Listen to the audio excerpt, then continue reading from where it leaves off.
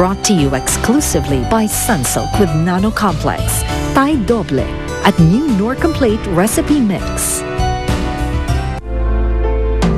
Kung maibabalik ko lang ang mga sandaling nagdaan. Oh my God! You look like a mess. What happened? Hazel, alam na ni Arthur ang totoo. Nabuking ako. Alam niya hindi ako buntis. What? Naiganti ko na si Kuya. Nabigyan ko na ng hustisya ang pagkamatay niya. Anong ginawa mo? Narapat lang sa kanya. Pinatay niya si Kuya nang walang kalaban-laban. Dala ko itong warrant of arrest para sa inyo. Nagbigay na ho ng bagong statement si Dr. Arthur Salvador. Sana ho sumama kayo sa amin na maayos, Dr. April, para wala na ho tayong gulo. Hindi, ayoko. April! Pasukuyin mo yung kaibigan mo sa loob ng 24 na oras. Kung hindi, tuluyan na siyang magiging wanted. Alam ng Diyos na kayo ang pamilya ko, na kayo ang gusto kong makasama. Kaya ayoko mawala ka sa buhay mo. Ayoko rin namang mawala ka, Arthur. Dahil mahal na mahal din kita. Hindi ko kaya mawala ka. Kung maibabalik ko lang ang mga sandaling nagdaan. Walang iya kayo, ha? Walang iya kayo!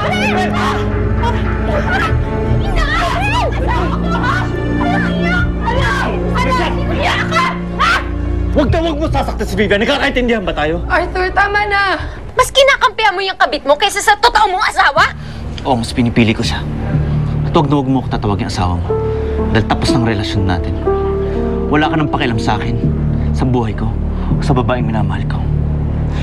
Hindi mo siya dapat minamahal. Dapat ako lang! Ang lakas din ng loob mong sabihin sa akin yan, ano? Uutusan mo pa kung ikaw lang ang dapat kong mahalin. Arthur, ako ang totoong mong asawa, hindi yung babaeng yan!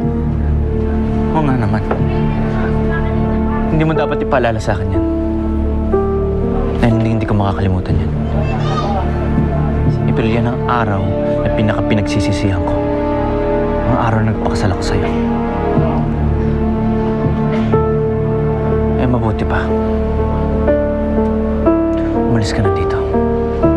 Huwag muna kaming guluhin nila, Vivian. Wala na akong pakialam sa'yo. Umalis ka na. Umalis ka na! Wala na akong pakialam sa'yo! Arthur! Halika na, April. Umalis na tayo. Mauna ka na. What? Iwanan mo na muna ako. April, hindi kita pwedeng iwan dito. Sige na, Hazel. Kaya ko naman yung sarili ko. I just need to be alone. Please. Please don't do anything that will aggravate your situation. Hinahanap ka pa rin ng mga pulis. Sige.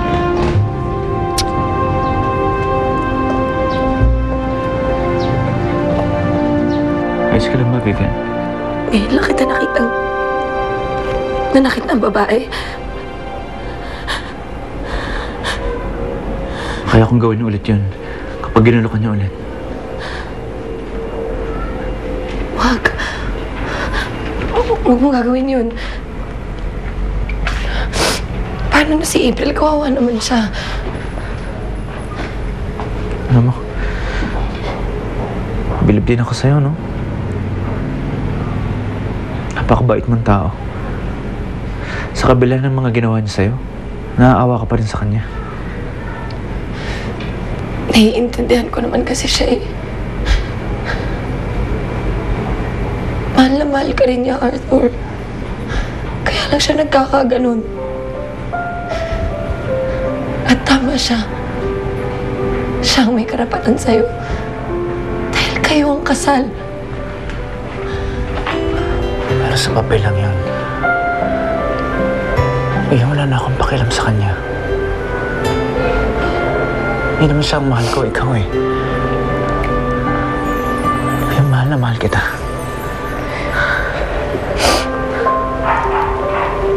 Gusto ko maging buo ulit tayo. Kaya siya nga pala, nasa Sinico. Nasa probinsya, kasama si Itay.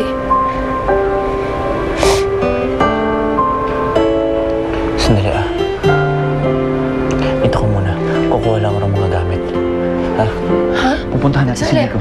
Ano? Bakit? Ba't ka sasama sa akin? Vivian, ngayon na magkasama tayo ulit. Hindi na ako makakapayo na magkakahiwalay ulit tayo.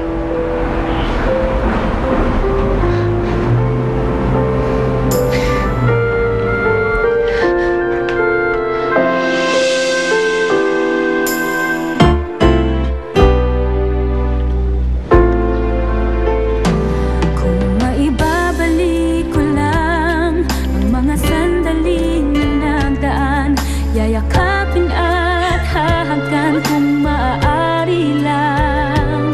Kung ang kahapay bukas pa, pipigilan kong lumisan ka. Kung maaari lang, kung maaari lang.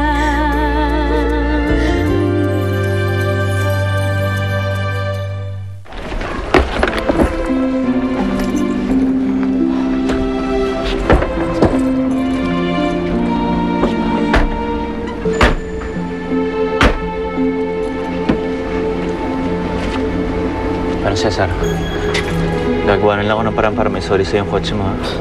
Sige lang. Basta mag-ingat kayo, ha? Vivian. Salamat talaga, Cesar, ha? Ang dami mo nang ginawa para sa amin. Salamat. Salamat sa lahat ng tulong mo. Manuel. Ingat kayo, ha?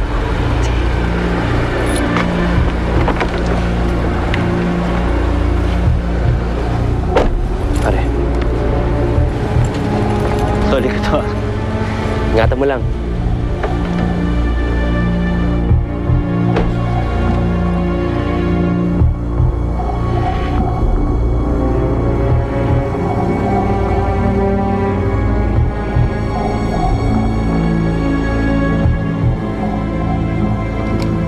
Anak? Ay.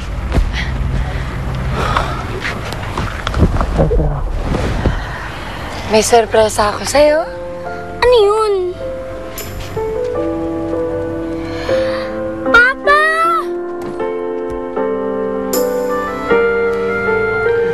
Akala ko kung ano na nangyari sa inyo.